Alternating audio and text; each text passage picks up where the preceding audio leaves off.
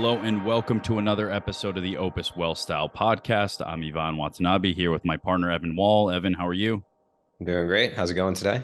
I'm doing great, man. I'm doing great. And we're really excited to have on um, Alfonso Ruggiero, a great friend of the Opus family, also a former very successful Audi sales executive. Alfonso, how are you today? I'm doing great. I'm doing great. Thanks for having me. Looking Absolutely. Well, forward to we this. we we really appreciate you coming on.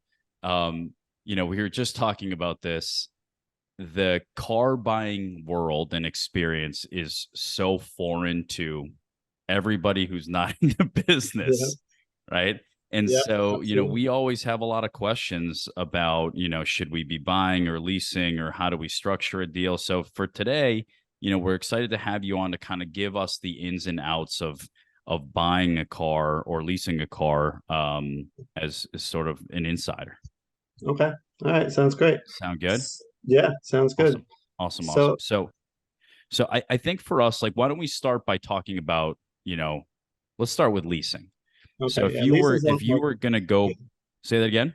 Lease is a lot more complicated. Leasing's a lot more complicated. Yeah, Good. a lot So more that moving parts. I think that's a good way to start then. Yeah. So you know, my interpretation of leasing a car, right? I go buy a car, I look at what I see the price. Okay. They tell me what the terms of the deal are, and then I just take it. And then there are a couple of additional sort of add-ons, maybe depending on mileage, or do I want to buy the miles on the back end or up front, or Yeah. do I want the tire and wheel package? Like, but that's about the extent of how aggressively I look into a lease, right? Okay. All right. Um, but as So, a as a as an insider, like, how do you see a lease?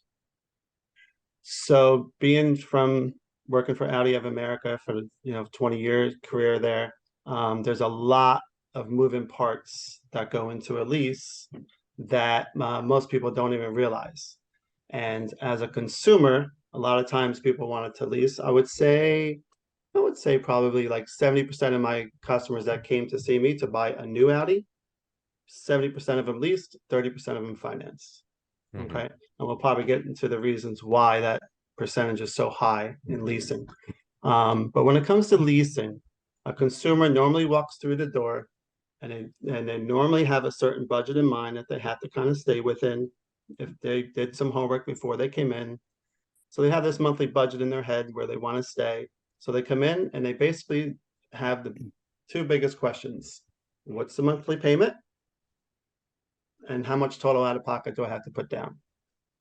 And if you're coming in just asking for a monthly payment and total out of pocket just to put down, then you're missing a lot of information and a lot of questions that you should be asking as a consumer walking in when you go to lease a car. So we should really go over those and talk in detail to those so you fully understand the questions when you go into lease a car, the questions that you really should be asking. Awesome. So why don't you give us a couple of examples? Yeah, so let's go through it. So when you lease a car, a brand new car. We're not there used to be years and years ago, you used to be able to lease a used car back in probably 10 years ago. And it was very, very popular because the payments were so low on a used car. But nowadays it's really just new cars. They got away from used car leasing. So when you go to lease a new car, um, the lease is based off of a lot of different factors. So obviously you have your MSRP and you have a selling price. Now, there's the first mistake that most people make is they don't ask to negotiate the car price first and then talk about the lease. Hmm. So when you go in there, don't talk just about the lease, just talk about the car price first. So you know the selling price of the car, and then you know that that lease is going to be based off that selling price. So it's always important to negotiate the price first because you have whenever you structure a lease, you have the MSRP over here, but you have another line that's called the capitalized cost. It's called capitalized cost reduction. And the capitalized cost reduction is actually the selling price of the car. So you want to make sure you know what that number is. Okay. And then after that, you have the residual value and the money factor. And the residual value and the money factor are important that are built into the lease that you should know about. Now, the residual value and the money factor are those those rates are given by the manufacturer. So we're just going to use Audi for examples when we talk about this, because that's that's all we know. That's all I know, and that's all we know. So, so Audi of America, Audi Financial, every month gives the dealership what the money factors and the lease rates are for each model, and it changes every month. So we're going to use let's just use a residual value of 57%. Or we're looking at, let's say we're looking at an Audi Q5, a new Audi Q5, and the residual value is 57%, and the money factor is 0.00195. So what does that mean? So the residual value is the amount of money that you could purchase that car after the lease is done. Got it. So if it's a 100,000, just for easy math, if it's $100,000 car and the residual value is 57%, I can buy the car for 57K at the end of the lease. Nope. If the residual value is 57%, then that means that you're gonna lease, when you lease the car, you're gonna pay for 43% of that car when you're leasing it. Yeah. And 57% of the car is the amount you could purchase it for at the end of the lease. Okay. You get that? So let's say, like for argument's sake, let's say the MSRP of the Audi Q5 is 50,000. The selling price, or the capitalized cost reduction price, is, let's say, 47,000. But let's say you could purchase the car, the residual value at the end of the lease is 22,400. So that's the amount that you could purchase the car at the end of the lease. And those numbers are kind of set in stone. You can't really change those. Those come from Audi. That's just what it is for that model. Each model has a different residual value and a different money factor. So that all models aren't the same. So Alfonso, the amount that you could buy out the lease for at the end, that's set in stone. That doesn't matter what happens over the next, if you have a 3-year lease, it doesn't matter what the market is doing by the time you turn the car back in. Yeah, exactly. That number is set in stone. So that number won't change. Okay. Okay. So just to talk about that for a little bit, let's say you go into a 15,000 mile year lease, right? And then, but you only drive 10,000 miles per year. So that residual value is based on that you should return that car at 45,000 miles. So that's what the lease was based on. But now you only have 30,000 miles on that car at the end of the lease. That means it's worth it to buy it. For sure. Okay. Got it. All right. So that's the residual value. Then after that is the money factor. The money factor, a consumer should always ask for when they go to lease a car. And hardly anyone does. The only ones that do are the people that are in finance. So the money factor is basically the interest rate that the lease is based on. Okay. So let's take a money factor of 0.00195.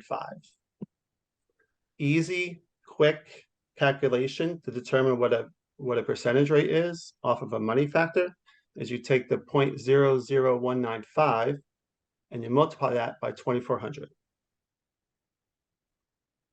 Okay. And that's probably going to give you like what, 4.9 or something.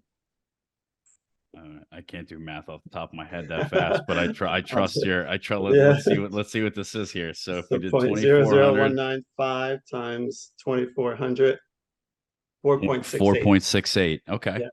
So that's what the percentage rate is on the lease.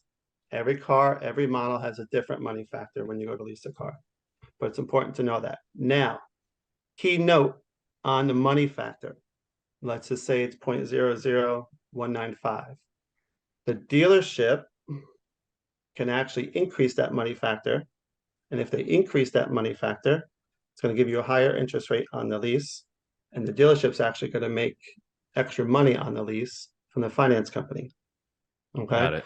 By increasing the rate. That's why it's important to know what that money factor is. Does the original money factor come from Audi Finance, for example? So that's not that, in that case, the 0.00195 is not negotiable. But if I ask for that rate and they say it's 0.0025, then that piece is negotiable potentially. Well, then you know that they're playing with the money factor and they're just trying to make extra money on the lease, which you really shouldn't be doing. But a lot of dealerships do it. A lot of dealerships do it. So when There's you a certain amount of percentage that they can only raise it to, which I believe is only 50 basis points. got it. So when So you ask for the money factor, what's the way to phrase it to the dealership? Is it, hey, what's the you can say that what's the interest rate on the lease, okay, and they're but and they're gonna but I would want to know, I would imagine the original money factor, and then what's the money factor that they're giving me, right? Those yeah, could well, potentially be they two separate things. they could be two separate things. I mean, they should give you keyword should they should give you the money factor from the manufacturer. Okay. But if it's raised, then you know that they're just trying to make extra money on in the lease. Okay, so you have the money factor, and that's your residual, that's your percentage rate on the lease. So it's important to know what that is. Okay, so you have that, and then you have your four main fees that are due when you go to lease a car.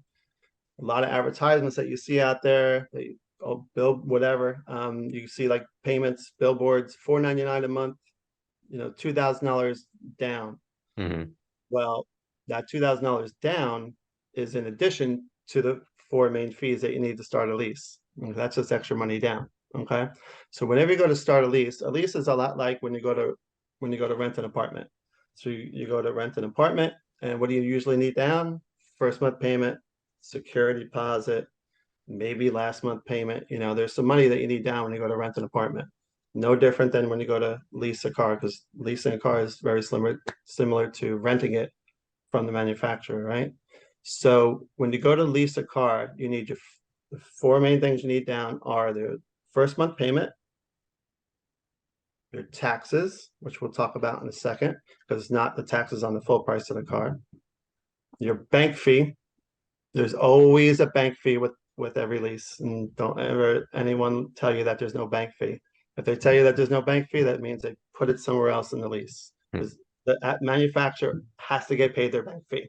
They want their bank fee, and they're going to get paid their bank fee. So there's always a bank fee. So you have your bank fee, and then you have a refundable security deposit at the end, which some people, that's easy to waive. You don't really have to charge that, but it's a refundable security deposit at the end. Okay, so the taxes. All right, so now whenever you see a lot of lease advertisements, again, is you have your down payment, $2,000 down plus. Well, the plus is plus the bank fee plus your taxes, and taxes could be a little pricey depending on the MSRP of the car. So their taxes is based on the residual value. But it's actually pretty easy to calculate your taxes in a lease, because your taxes are based on your monthly payment. So let's just take, I'll do it with my calculator. Let's say you have a $500 monthly payment. So you multiply that by your tax rate. So let's just say tax rate, where I'm in Orange County, so I'm going to use 8.125. So 500 times 8.125%. So that's going to give me $40.62. And then you multiply that number by the term of the lease. So you multiply that times 36. So taxes on that is $1,462. So that's how you do it. You take the monthly payment, multiply by your tax rate, and then multiply that by the term of the lease. And if you bought the car, is the tax rate dependent on where you personally live, or it's dependent on where you buy the car? The tax rate is dependent on where you're registering the car. Registering the car. Yeah. So usually where you live. So that's where your tax rate's going to be based on. Yep. So now, in addition to the amount of taxes that you need to pay on a lease, it's not just the payment. So your payment is part of it, of the total taxes, but then the bank fee, that most people don't know this, but the bank fee actually is also taxed, because the bank fee is considered like a down payment. So that, let's say the bank fee is $895, then you multiply that by 8.125, and that you have to put on top of your taxes. And then if you put any additional money down, so besides the required fees that are required to put down towards the lease, if you put any more additional money down to help maybe lower the payment, any additional money is also taxed. So you have to be careful. This is one of the reasons that if you talk to a CPA or an accountant and you ask them, how should I structure this lease? A lot of them will tell you, don't put any extra money down, just what's required because it's taxed. Okay. So those are you're paying the additional tax, you're paying that, whatever that tax rate is, that's adding on to the taxes that are already there based off of the monthly payment. But in theory, if the monthly payment is lower, I'd have to do the math, right? If the monthly payment is lower because you put down more money in a down payment, doesn't that reduce the tax due on that particular part of it as well, or not really? Say that again, I'm sorry. So if the taxes are based on your monthly payment, right? Yeah. And then that's assessed the tax rate. Yep. Tax rate on where you live, where you're going to be registered. And if you're theoretically putting down more money then to reduce the payment, then your tax on that piece should be lower as well, right? But is it just not as much? No, if you put down more money to reduce the payment, then your total taxes are going to go up. Up front. Yeah, up front. Got it. Yeah, that's why they don't advise a lot of people to put a lot of money down on a lease. So that's one reason not to put a lot of money down on a lease, because it's going to get taxed. But another reason that you really have to think about and putting a lot of money extra down on the lease just to maybe help lower the monthly payment is if you were to get in a total collision of the car with, let's say within the first 6 months, you're getting a total collision of the car, then the additional money that you put down that wasn't required to start the lease, you have risk of losing that money and not getting it back. Oh, interesting. Because it's additional money that was put down. Because when you total a car, the manufacturer wants to get paid out. They want to get paid out. So Alfonso, do you ever lease your cars? What's that? Do you ever lease your cars? No, I mean, when I was there, I always got a company car, so I never had to lease a car. Nice. So Alfonso, so based off of what you're kind of sharing, right, the things that you can really negotiate are the selling price. So basically the car is, the MSRP is what it is, right? Let's say it comes out of the manufacturer, they say it's worth 100,000, but the dealer could sell whatever they want to sell that for, right? I'm sure maybe there's a cap, but they sell for whatever that is. That piece is negotiable, perhaps, right? And then the second part would be the money factor, right? Those two pieces could potentially be negotiable when you're doing the deal. Well, the money factor should be what the manufacturer, that should be stated from the manufacturer when they put out the lease rates. It shouldn't be higher than that. Is that something you just find online? Is that public information? Yeah, you should be able to. It used to not be, but I think it is now. It should be public information. But if you go ahead and ask your sales rep what the money factor is, that's gonna kind of throw up not a red flag, but it's gonna throw up an idea to him saying, "Oh, I better not mess around with this money factor." This guy's asking for the money factor. Right. Yeah. Okay. Yeah. So, I mean, again, I think that's part of the deal here, right? Is we're just trying to educate folks on kind of how this works so that, we have a little bit of control or insight as to because you don't know. Again, you're right. You're 100% right. It's how much money down, how many miles, and what's my monthly payment. And literally, if those three things are a comfortable amount, I'm in. You're in. You're in. You don't care about anything else. You're in. But you could be overspending. So. One of the things that I thought was interesting, right, that I had never seen before, during COVID, I always thought that I would be negative equity on a car for the most part, leasing. But I had a really interesting experience, and this is maybe unique to COVID. But when I went to go turn in my car, the residual value was lower than what the dealership wanted to buy it from me, because whatever they could sell it for was significantly more than what the residual value was. And I wasn't going to sit there, and my wife would have killed me if I said, okay, well, I'm just going to buy this outright and I'm going to spend the time and the energy to try to go sell this myself in the open market. She would have killed me, right? With a little extra. So she was just if they're willing to buy it from you, which they were, I ended up being net cash flow positive on the sale of a leased car, which I didn't even know was possible. Yeah. So that's not a lot of dealerships do that because realistically, you don't really own the car. Right. The manufacturer owns the car. Yeah. So right, and you're just leasing it from them. So the title is actually in the manufacturer's name, it's not in your name. So that was what my question earlier was based on. Of when you start the lease, what you could buy it out for is kind Yes. of set in stone. But it sounds like it is, like, at the end of the lease, it is determined based on market conditions, like whether it makes sense to either buy it out or sell it back to them. Yeah, yeah. So a lot of it's just going to be based again on market conditions, and a lot of it's going to be paid. The majority of it's going to be based on inventory. So just like Mm-hmm. and this is where the car industry is very somewhat similar to the the housing industry. You know, Mm. house prices go up when inventory is low.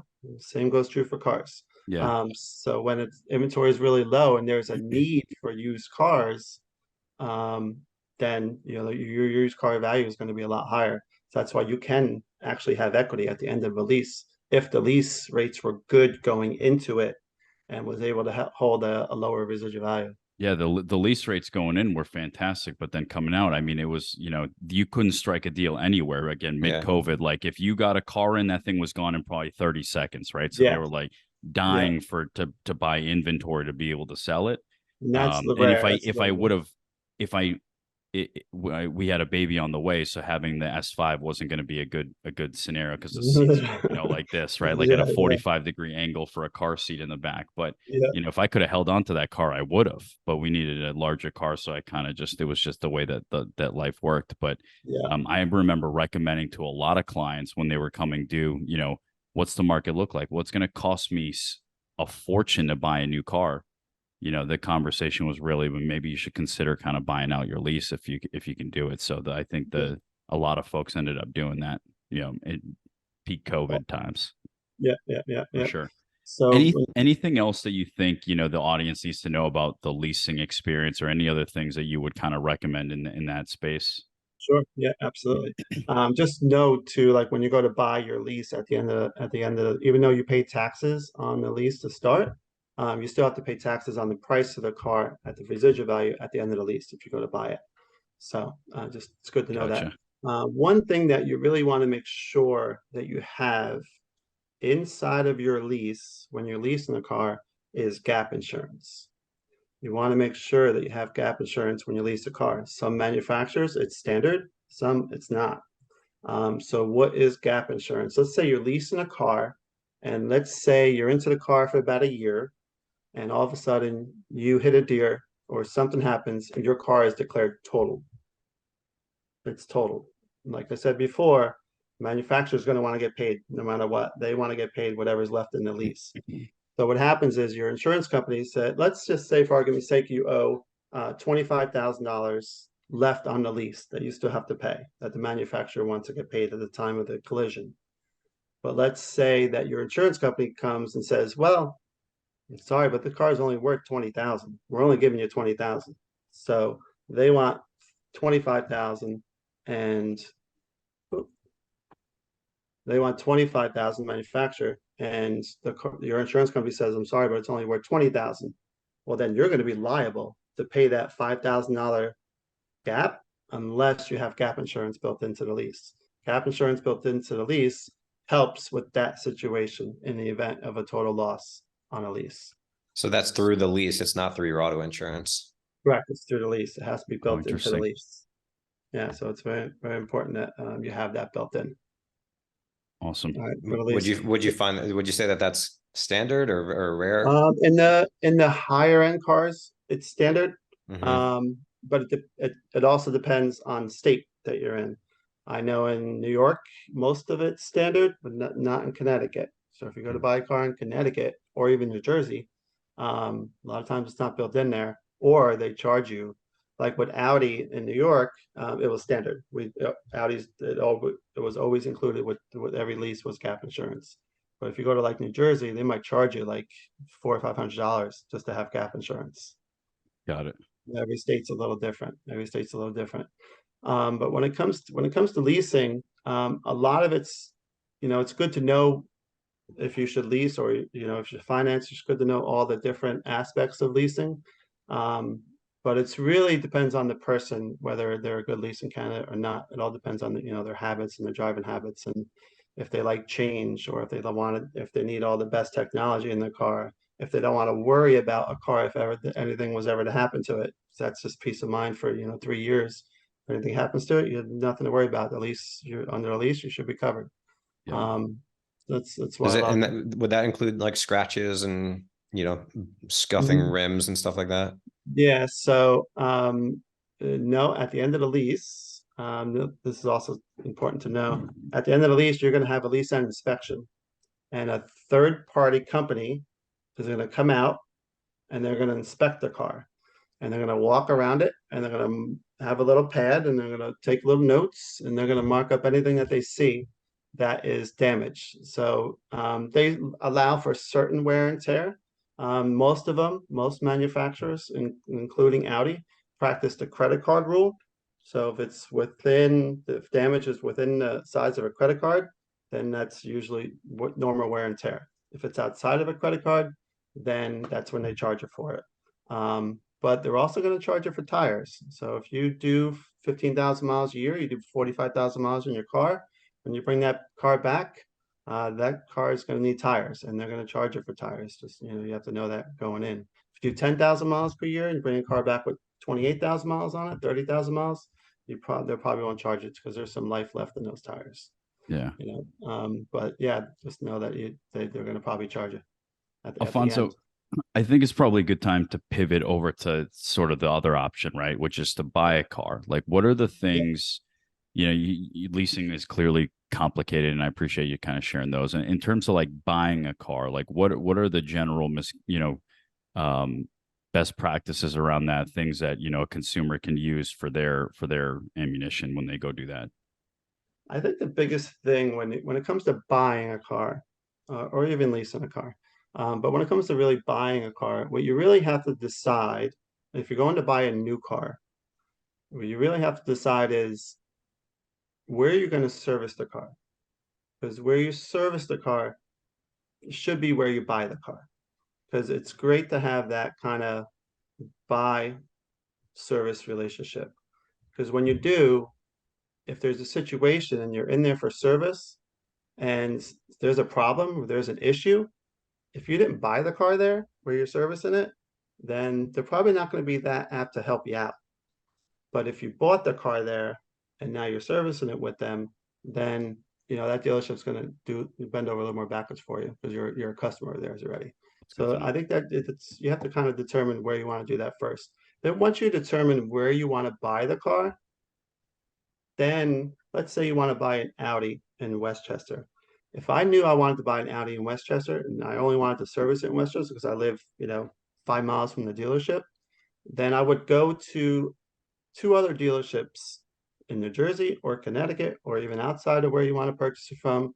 Go check out the car there, get your pricing there, be educated from there, and then bring all that information, the prices that you have for everything, the interest rates that you have for everything, the selling price, the model, the color, bring all that information into where you want to purchase the car. Because then now you're going in there, now you're educated, you've done your homework, you know what these cars are going for, you know the inventory, you're educated on the models that's available, and now you're going there to purchase it where you want to purchase it.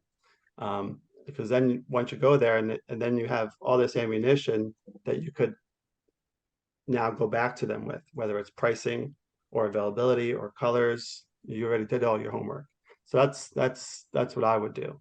Whatever, when you want to purchase a new car, even used cars are they're difficult because they're kind of one of a kind. in terms of the thing you can negotiate for like purchasing a car, I would assume it's mainly just the selling price. Is that sort of it? When it comes to new cars, it's selling price. And then it's also you have much more flexibility and much more leverage in negotiating a new price on a car if the car is in stock. So if they have the car on their lot, then you have a little bit more negotiation. And why do you have more negotiation? There's many reasons. Just to give you a couple of reasons, 2 of the main reasons. Number 1, every car that is sitting in the lot of a dealership, every car, that dealership is paying interest on that car on a daily basis. So the quicker they can get that car out, the quicker they can take it off their books. That's number one. Number two is most dealerships like to sell a car and deliver that car in a 48-hour period. And if they have it on stock, they could do that. If they don't have it in stock, then they have to go find it at another dealership. They have to pay a driver to go get it, bring it in. It's a longer process, and they're bringing in another car that's not theirs. Then they have to be wary of, is there damage on that car that they're bringing in? They really get check it out. Is there any issues? Even if it's a new car, people don't think there's issues with new cars. There's issues with new cars. There's issues with new cars too. I appreciate it. Yeah. So it's always best to try to find or buy something that a dealership has in their inventory. Awesome. You get a better deal on that. Awesome. Yeah, so I think as we kind of wrap this up, Alfonso, again, I appreciate this. I took like 2 pages of notes here. As we kind of wrap this up, are there any like 1 or 2 things that either you didn't have a chance to say or anything in particular you want to make sure that the listening audience takes away from the conversation today? Yeah. Like, years and years ago, dealerships probably didn't have the best rap. Everyone says, going to buy a car is a, painful experience, like going to the dentist. I used to hear that a lot. But those times have changed. Dealerships aren't, what they used to be. Now you go into a nice dealership, you should expect to get treated in a very professional manner. They should be knowledgeable about their product. They should be passionate about their product and what they're doing. And you're going to find that from years ago to today, I feel like as I started there, it was 20 years ago. The first 10 years wasn't as it changed my second 10 years there. And what changed was that there's definitely a younger population going into the car business now. You have your older population where guys or girls trying out a different job, trying a different career, in the car business. And I've seen a lot of them come. I've seen a lot of them go. When I was there, I think there's over my 20 years, I think I saw like 150 different people come and go through the sales department, and I was like the staple for a long, long time. So I think, the car industry has changed, but have higher standards. If you feel like someone doesn't really know their product or not inept with what's going on in the models that they're selling and their manufacturer and knows all the information about that, then try someone else, because they should. Don't settle for less when it comes to car buying, because you're buying, you're not buying a pair of sneakers. Yeah. You're buying something that's very expensive. So, most car dealerships are, they're pretty educated now. It's very different than what it used to be. Awesome. Well, Alfonso, we really, really appreciate the time. Thanks for being generous with the information and giving us the inside scoop. So, we really, really appreciate you being on. Of course, man. Happy to do it. Awesome. And to you, the listening audience, thanks for tuning in. Please click subscribe below to be notified when we have a new podcast episode. Talk soon, guys. Be well.